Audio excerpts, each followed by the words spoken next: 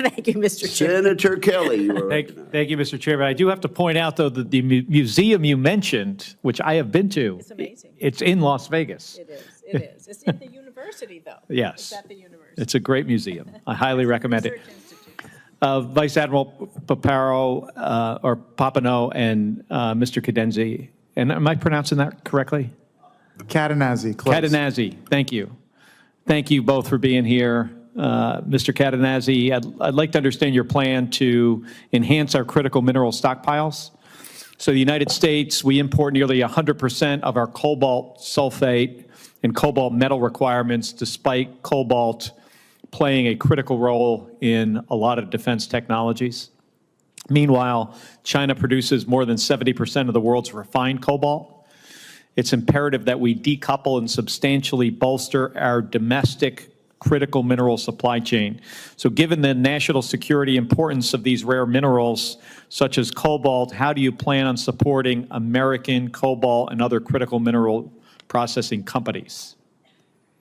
Senator, I appreciate the question, the significance of this issue. I've spent more time looking at the periodic table of elements now since I have like in my chemistry class in high school. China has clearly weaponized the periodic table of elements. They've made efforts to go ahead and secure access to materials that we require within the defense industrial base. The Industrial Base Policy Office has made investments totaling $540 million into various mineral capabilities, processing, source materials over the past several years. If confirmed, I'm eager to understand more about the particular issues associated with cobalt, but also the broader needs for access to secure and strategic and critical minerals, and ensure that we're taking the necessary action to ensure American requirements are met domestically or through allies and partners over time. And if confirmed, I'm eager to work with you on that subject, Senator. And do you think we should have build our own stockpile of critical minerals? Senator, yeah, absolutely. We do have a strategic and critical materials stockpile in place now. I'm not aware of the scale of that relative to the demand of the industrial base. However, again, if confirmed, I'm eager to work further on this and understand the scale of required investment, both government and private capital necessary to secure our access to those materials.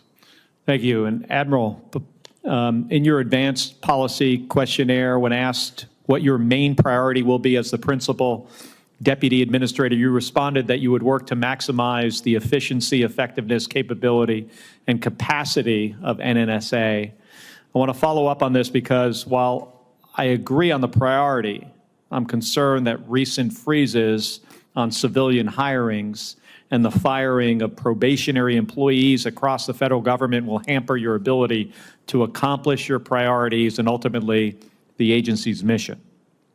Part of that mission is to stockpile nuclear weapons and reduce the overall global nuclear threat.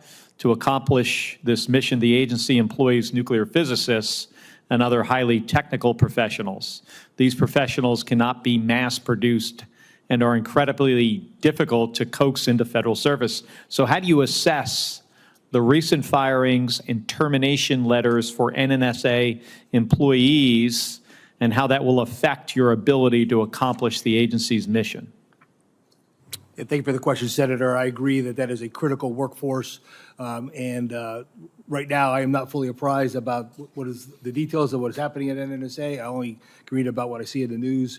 But if confirmed, it will be a priority of mine to make sure that I assess the workforce needs, the resourcing of the number of people and whatever facilities, training, capability they have. Whatever we need to do to attract, recruit, train, and retain that critical workforce will be a priority of mine. Do you see that one of your first responsibilities, if confirmed, is to make sure you have the workforce you need? Thank you, Senator. Yes, certainly having the critical workforce, if confirmed, is something I will assess and make sure I advocate for the men and women of NNSA and the national laboratories to make sure they are resourced properly to accomplish this no-fail mission.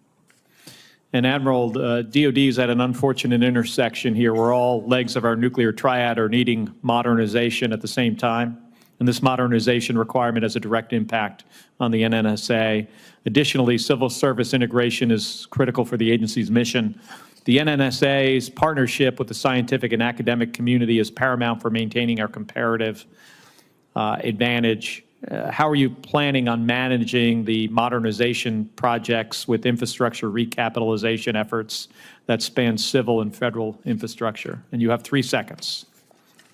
Thank you, Senator. I will certainly, another priority of mine will be to assess the enterprise blueprint going forward and making sure we look for where the barriers are to driving, getting the enterprise recapitalized, all the infrastructure recapitalized, look for opportunities for where we can insert modern manufacturing technology to drive a sense of urgency in our stockpile stewardship programs. All right. Thank you, Admiral.